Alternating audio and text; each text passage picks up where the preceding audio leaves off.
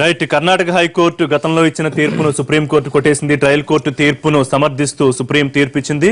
4 ఏళ్ల జైలు శిక్ష విధిస్తూ తీర్పిచ్చింది. సో శశికళ ముఖ్యమంత్రి ఆశలు పూర్తిగా దూరమైపోయినట్టే చూడాలి. ఇప్పటిదాకా అనుభవించిన శిక్ష మినహాయించి ఇంకా 3 ఏళ్లు శిక్ష అనుభవించాల్సి ఉంటుంది.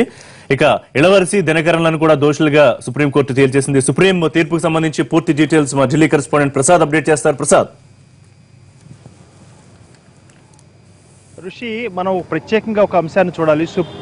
సుప్రీంకోర్టు ధర్మాసనం తీర్పు వెలువరించిన వెంటనే కోర్టు హాల్ నుంచి వచ్చినటువంటి ప్రతి లాయర్ కూడా this is divine punishment, divine judgement for dishonest. అంటే శశికళ తన యొక్క బాస్కి అంటే జయలలితకు చాలా దగ్గరుండి చాలా ద్రోహం చేసిందనే భావన ప్రతి ఒక్కరిలో కూడా వ్యక్తమైంది. ఆ మేరకు సుప్రీంకోర్టు ఇచ్చినటువంటి ధర్మాసనాన్ని ప్రతి ఒక్కరు కూడా సమర్థించడం జరిగింది. ట్రయల్ కోర్టు ఇచ్చినటువంటి శిక్షనే ఖరారు చేస్తూ ఘోష్ మరియు అమితావ్ రాయ్తో కూడినటువంటి ధర్మాసనం ఈరోజు తీర్పునివ్వడం జరిగింది. ఈ తీర్పుతో వెంటనే ఈ తీర్పు మొత్తాన్ని కూడా వెంటనే ట్రయల్ కోర్టుకు పంపించడం జరుగుతుంది. సుప్రీంకోర్టు వెంటనే దోషులు ఎవరైతే దోషులుగా నిర్ధారించబడినో వాళ్ళంతా కూడా వెంటనే ట్రయల్ కోర్టు ముందు లొంగిపోవాల్సి ఉంటుంది. వెంటనే లొంగిపోవాలని కూడా సుప్రీంకోర్టు ఆదేశాలు జారీ చేసింది. గతంలో ట్రయల్ కోర్టు 4 ఏళ్ల జైలు శిక్ష విధించడంతో పాటు 10 కోట్ల రూపాయల జరిమానా కూడా శశికళకు విధించడం జరిగింది. శశికళతో పాటు శశికళ బంధువులుగా ఉన్నటువంటి ఇళవరసు, సుధాకర్ను వారికి కూడా ఇదే శిక్ష ఖరారు చేస్తూ సుప్రీంకోర్టు నిర్ధారించింది. ఈ విషయంలో దివంగత ముఖ్యమంత్రి అక్యూజ్డ్ 1గా ఉన్నప్పటికీ కూడా ఆమె పేరు ఎక్కడ కూడా ప్రస్తావించడం చేయలేదు. ఆ మేరకు ఆమె చనిపోవడంతో ఆమె పేరు ఎక్కడ ప్రస్తావన లేకుండానే మిగిలిన 3 కూడా ఈ శిక్షను ఖరారు చేస్తూ ధర్మాసనం తీర్పు చెప్పింది.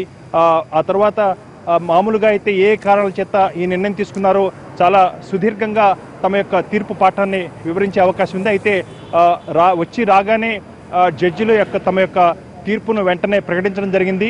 ఆ తర్వాత ముందు ఘోషు తన యొక్క తీర్పు సారాంశాన్ని ప్రకటించిన వెంటనే తన కొలీగు కూడా ఈ అంశంపై మాట్లాడతారని చెప్పి ఈ అంశాన్ని అమితావ్ రాయ్కు అందించడం జరిగింది. వెంటనే అమితావ్ రాయ్ కూడా అవినీతికి పాల్పడిన వారందరినీ కూడా కఠినంగా పిటిషన్ వేసిన సుబ్రహ్మణ్య స్వామి సమర్థిస్తూ మాట్లాడారు. అలాగే శశికళను ముఖ్యమంత్రి చేయడానికి ఆహ్వానించాలని కూడా ఆయన మొదటి నుంచి అదే వాదన వినిపిస్తూ వస్తున్నారు. ఇప్పుడు కూడా అదే విషయం చెప్పారు. మళ్ళీ మన కరెస్పాండెంట్ ఢిల్లీ ప్రసాద్ సిద్ధంగా ఉన్నారు. ప్రసాద్. వాస్తవానికి ఈ తీర్పు సారాంశాన్ని చదువుతున్న సందర్భంలో అమితావ్ రాయ్ కూడా తన యొక్క తీర్పు పాఠాన్ని మాట్లాడుతూ మొదటగా చెప్పినటువంటి ఘోష్ యొక్క తీర్పు సారాంశాన్ని సమర్థిస్తూ అవినీతికి పాల్పడిన వారిని కఠినంగా శిక్షించాలంటూ మరింత కఠినంగా కూడా ఆయన తన వ్యాఖ్యలు చేయడం జరిగింది. దీంతో ట్రయల్ కోర్టు విధించినటువంటి శిక్షను ఖరారు చేస్తూ సుప్రీంకోర్టు ధర్మాసనం తీర్పు చెప్పింది. దీనితో వెంటనే ఈ తీర్పు యొక్క పాఠాన్ని వెంటనే ట్రయల్ కోర్టుకు ఇవ్వడం జరుగుతుంది. ట్రయల్ కోర్టు ముందు దోషులను లొంగిపోవాలంటూ సుప్రీంకోర్టు ఆదేశాలు కూడా జారీ చేసింది.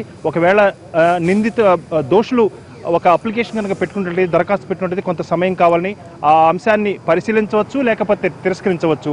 ట్రయల్ కోర్టుకు సుప్రీంకోర్టు ధర్మాసనం తీర్పును జడ్జిమెంట్ కాపీని పంపించిన తర్వాత ట్రయల్ కోర్టు ముందు దోషులు ఇచ్చే సారాంశాన్ని బట్టి వాళ్ళు ఇచ్చే దరఖాస్తుని పరిశీలించినట్లయితే వెంటనే వాళ్ళ 3 కూడా జైలుకు పంపించే అవకాశం ఉంది.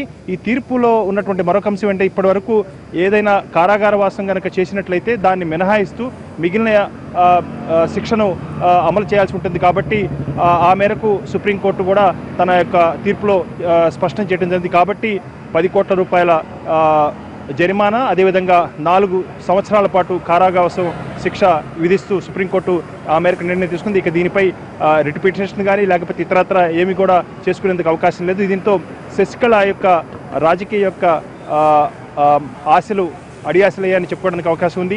ఇదంతా కూడా సుబ్రహ్మణ్య స్వామి 1996లో చేసినటువంటి ఫిర్యాదును ఆధారం చేసుకునే ఇదంతా కూడా ఈ న్యాయ ప్రక్రియ, న్యాయ విచారణ కొనసాగింది.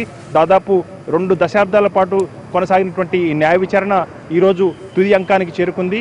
1991 నుంచి 95 వరకు 96 వరకు 5 ఏళ్ల పాటు తొలిసారిగా ముఖ్యమంత్రి అయిన తర్వాత జయలలిత ఆధ్వర్యంలో జయలలితకు సహాయకురాలుగా ఉన్నటువంటి శశికళ అనేక అవినీతి కార్యక్రమాలకు పాల్పడిందని, ఆదాయానికి మించినటువంటి ఆస్తులను కూడగొట్టుకుందన్న ఫిర్యాదుతోనే ఇదంతా కథంతా ప్రారంభమైంది.